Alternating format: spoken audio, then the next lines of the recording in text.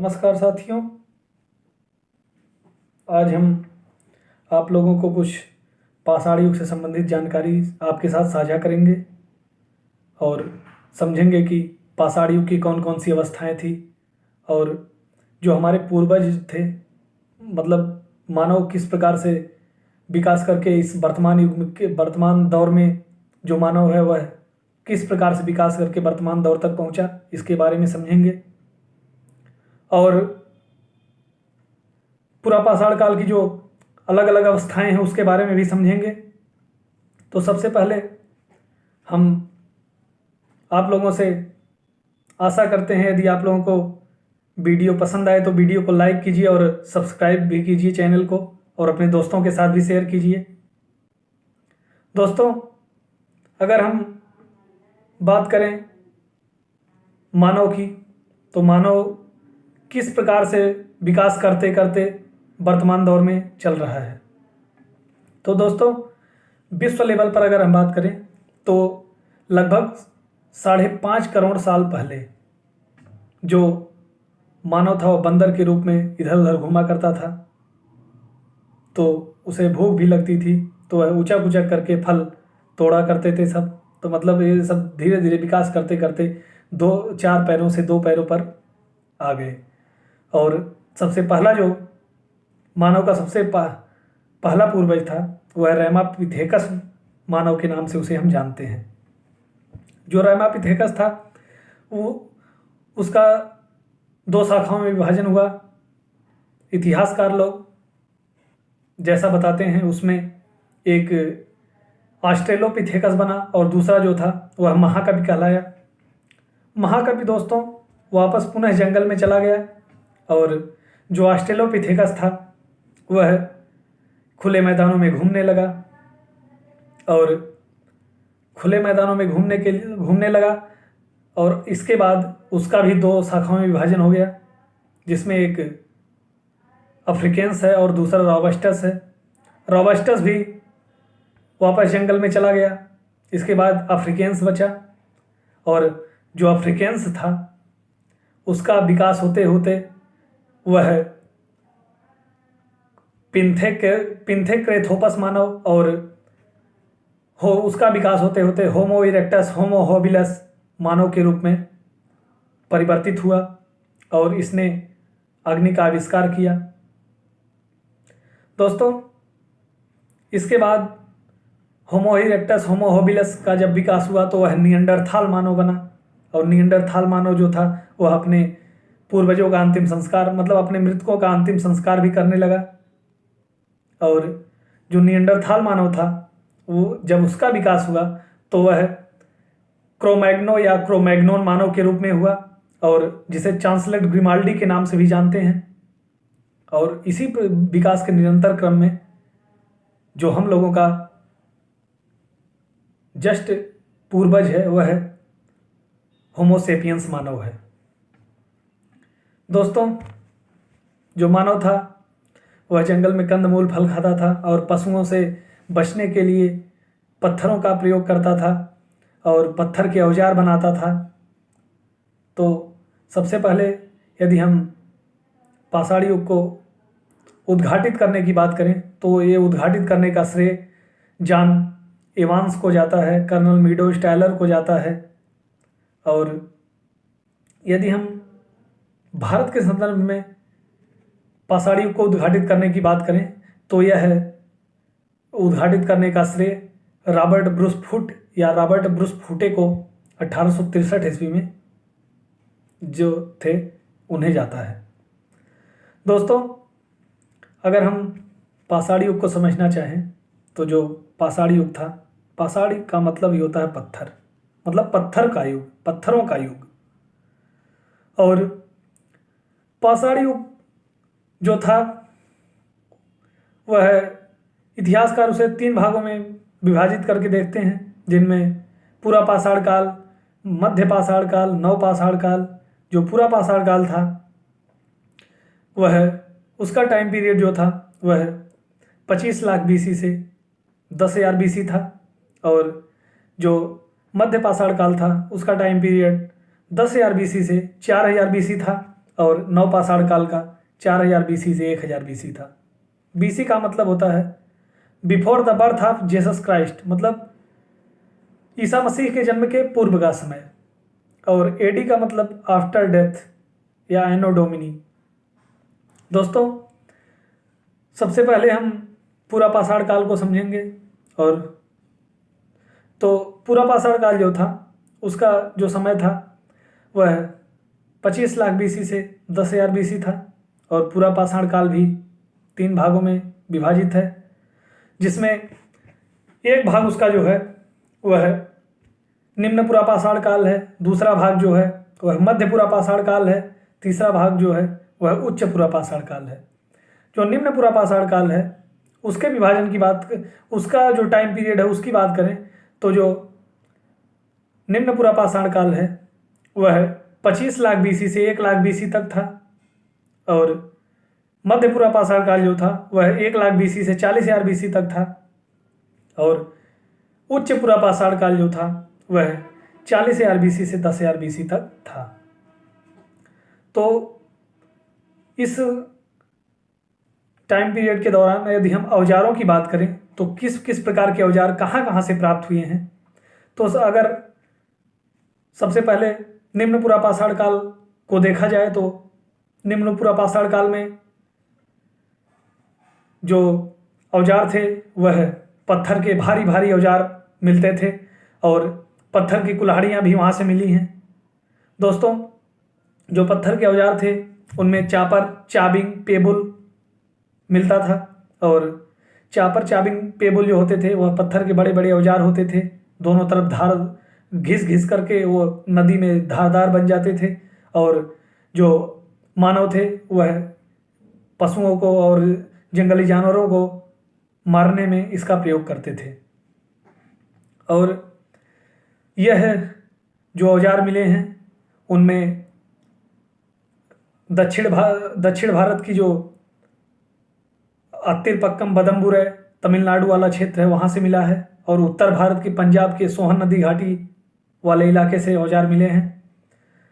यदि हम इसके बाद जो मध्यपूरा पाषाण काल है उसकी बात करें तो मध्यपूरा पाषाण काल में जो औजार थे, मध्यपूरा पाषाण काल के औजार, ये जो चापर, चाबिंग, पेबुल थे यह थोड़ा घिस घिस करके ज़्यादा नुकीले हो गए थे और इनमें पहले से बेहतर धार मिलने लगी थी। और इसमें इस समय जो औजार था वह फलक प्रधान होता था, मतलब उसमें बेहतर धार मिलती थी और फलक प्रधान, जिसे इंग्लिश में कोर टूल्स कहते हैं, यही फलक प्रधान औजार जो हैं वह इस उच्च पूरा पाषाण काल में भी मिलेंगे। लेकिन वहाँ पर जो उसकी इंग्लिश थी वह ब्लेड टाइप की थी, मतलब ब्लेड टाइप के औजार होते थे।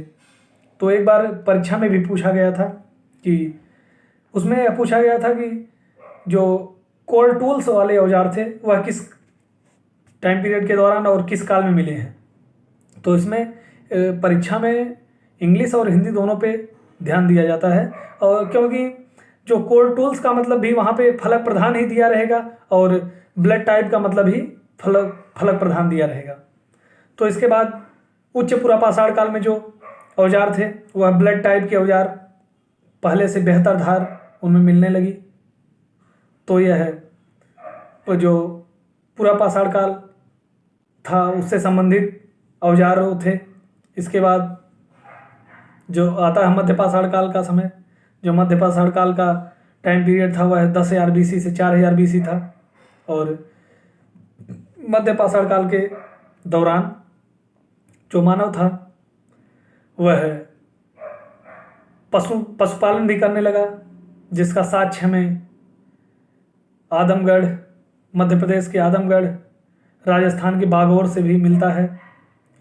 मनुष्य जंगली कृषि भी करने लगा और जो मनुष्य था वह इस समय कुत्ते को पालतू पशु बनाया। तो कभी कभी एग्जाम में पूछा जाता है मानव ने सर्वप्रथम किस पशु को पालतू बनाया, तो इसका आंसर कुत्ते को बनाया। दोस्तों, इसी मध्य पाषाण काल के दौरान जो मानव था वह पत्थरों के छोटे छोटे औजार बनाने लगा और उसका प्रयोग पशुओं को मारने में करने लगा। और इसी क्रम में जो गुजरात का एक लंघनाज एरिया है, वहाँ से मध्य पाषाण काल में जो तांबे का चाकू मिलता है और पत्थर का बना गदा शीर्ष मिलता है, जो गधे के ऊपर शीर्ष टाइप का लगा रहता है वह मिलता है। और इसी समय गुजरात के लंघनाज से 14 मानव कंकाल मिलते हैं, जिनमें से 13 मानव कंकाल ऐसे थे जिनका पैर मुड़ा हुआ था और वह करवट लिए हुए थे। और इसके धीरे धीरे इसी काल में जो प्रयागराज का चौपानी मांडव है, यहाँ से भी कुछ साक्ष्य मिलते हैं, जिनमें गोलाकार झोपड़ियाँ मिलती हैं। और विश्व के जो मृदभांड निर्माण है उसका प्राचीनतम प्रमाण भी प्रयागराज के चौपानी मांडव से मिला है। और इसके बाद मिर्ज़ापुर में एक जगह है लेखहिया, और वहाँ पर मुरैना पहाड़ है। वहाँ से जो मनुष्य के विस्तीर्ण समाधान का प्रमाण मिला है। विस्तीर्ण समाधान का मतलब जो मनुष्य है उसका हाथ पैर पूरा फैला करके उसको दफनाया जाता था, इसका भी प्रमाण मिला है। और वहीं से मिर्ज़ापुर के लखैया से ही गुफा वाला निवास मिला है। मतलब इससे यह स्पष्ट होता है कि जो मनुष्य था वह गुफा बना करके भी रहता था। गुफा बना करके रहता था पशुओं से बचने के लिए, जो जंगली जानवर थे उनसे बचने के लिए गुफा बना करके उसमें अपना निवास बनाता था। और इसी क्रम में जो उत्तर प्रदेश में प्रतापगढ़ है, प्रतापगढ़ के तीन स्थान हैं, जिनमें दमदमा है, सराय नाहर राय है और एक दमदमा है, सराय नाहर राय है और एक महदहा है। इसमें जो सराय नाहर राय है वहाँ से 11 मानव कंकाल मिले हैं। 11 मानव कंकाल में जो 10 तो मानव कंकाल जो हैं सिंगल मिले हैं, लेकिन एक मानव कंकाल ऐसा भी मिला है जिसमें 4 मानव कंकाल थे। 4 मानव कंकाल मतलब 4 लोगों को एक साथ दफनाया गया था, उसमें यह मिलता है। और प्रतापगढ़ के सराय नाहर राय से ही कछुए का कवच टाइप का भी मिलता है, हाथी की हड्डियां भी मिलती हैं। और जो प्रतापगढ़ में महदहा जगह है वहाँ से इतनी भारी मात्रा में जो ये मिली है पशुओं की हड्डियाँ, मतलब यहाँ पर विद्वानों का यह मानना है कि यहाँ पर पहले कोई बूचड़खाना था, स्लेटर हाउस था। और यहाँ पर 2 समाधियाँ ऐसी भी मिली हैं, 2 मानव कंकाल, जिसमें 2 समाधियों को एक साथ दफनाया गया था। और इसके बाद दमदमा इलाका आता है प्रतापगढ़ का, जहाँ से 41 समाधान मिले हैं, 41 मानव कंकाल मिले हैं, जिनमें से 5 मानव कंकाल जो ऐसे हैं जिनमें 2 शवों को दफनाया गया था। और एक कंकाल ऐसा भी है जिसमें 3 को एक साथ दफनाए जाने का प्रमाण मिला है।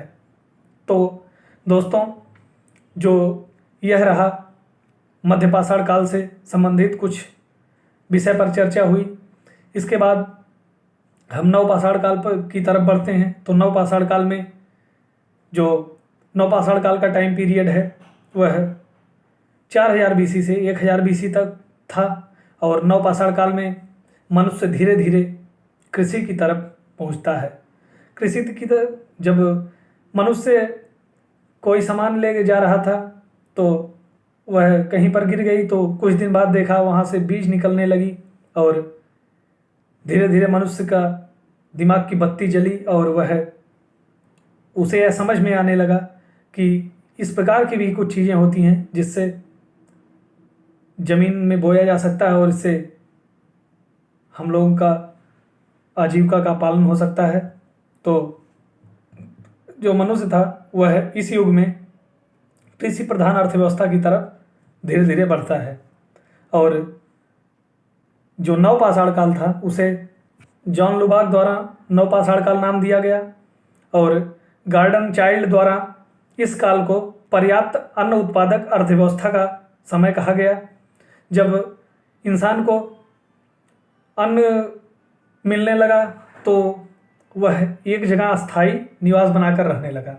उसका जो निवास था वह अस्थाई होने लगा, तो उसे धीरे धीरे अपने संपत्ति को बढ़ाने के तरफ वह अग्रसर होने लगा। और इसके बाद इंसान में धीरे धीरे प्रतिस्पर्धा भी बढ़ने लगी नवपाषाण काल के दौरान। और नवपाषाण काल जो था, उस समय जो औजार थे वह चिकने, पालिशदार और विभिन्न प्रकार से नुकीले औजार बनने लगे और इंसान बनाने लगे, उसे प्राप्त करने लगे। और इसी काल में के दौरान पाकिस्तान के मेहरगढ़ से हमें चावल, गेहूँ, जौ आदि की खेती का भी प्रमाण मिलता है। और एक जगह थी बुर्जहोम, वहाँ से मानव और कुत्ते को एक साथ दफनाए जाने का प्रमाण भी मिला है। जो बुर्जहोम और गुफकराल जगह थी, कश्मीर में है। यहाँ से गर्तावास के भी साक्ष्य मिले हैं और वृषभ की आकृति भी मिली है और मनुष्य और कुत्ते को एक साथ दफनाए जाने का भी प्रमाण मिला है। और बेलम घाटी वाला क्षेत्र जो इलाहाबाद, मिर्ज़ापुर और रीवा का जो क्षेत्र है, वहाँ से हमें सघन आवास मिला है। मतलब जैसे मधुमक्खियों की तरह मधुमक्खियाँ अपना आवास बना के रहती हैं, उसी प्रकार का आवास हमें यहाँ से बेलन घाटी से मिला है। और 2 घरों का साझा चूल्हा भी यहाँ से मिला है। कूटने का चबूतरा भी मिला है, जिसे हम लोग देहाती भाषा में कड़िया कहते हैं। और यहीं से हमें गोलाकार झोपड़ियों का भी साक्ष्य मिला है। दोस्तों, इसके बाद हम असम की तरफ अगर बढ़ें तो असम के दाऊ जाली हेडिंग से 1000 BC में कृषि का साक्ष्य और नए नए पत्थरों के औजारों का साक्ष्य मिला है। और बिहार में एक इलाका है चिरांद, चेचूर, चेनुआर, वहाँ से हमें 2500 BC में हड्डियों से बने आभूषण मिले हैं और हड्डियों के बने जो औजार मिले हैं, हड्डियों से विभिन्न प्रकार के उपकरण बनाए हुए मिले हैं। और उड़ीसा के कुचई से नवपाषाण काल का साक्ष्य मिला है। दोस्तों, अगर उत्तर प्रदेश में एक जगह संत कबीर नगर है, वहाँ से भी चावल की खेती का साक्ष्य मिला है। और इसी क्रम में एक आंध्र प्रदेश की जगह है, उतनूर है, फलवाय है।